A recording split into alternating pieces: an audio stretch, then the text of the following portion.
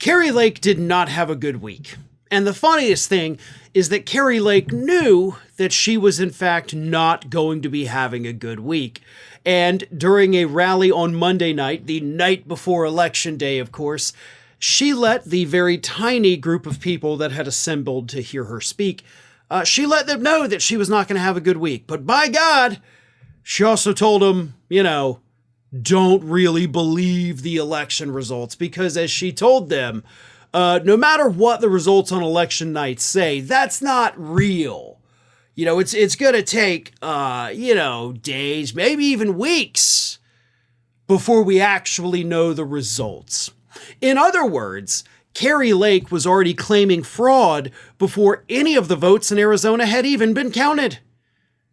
And to be honest, this is the least surprising news that I've had to report all week, because this is the same thing that Kari Lake did during her failed gubernatorial run back in 2022.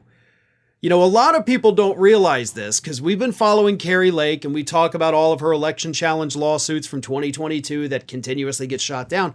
But she actually started filing those lawsuits not after she lost the election.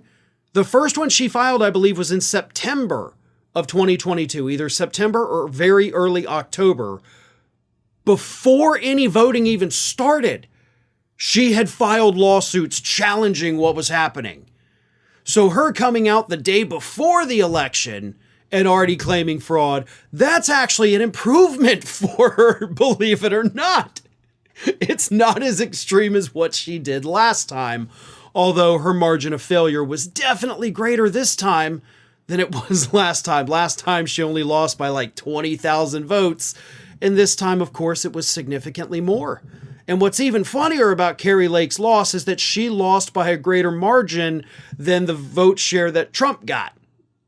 So you had a lot of people in Arizona, thousands of people in Arizona, Republicans, who said, hell yeah, I'm voting for Trump.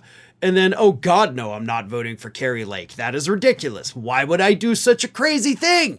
I'm a Trump supporter, not a lunatic, right? That's gotta hurt extra large for Kari Lake.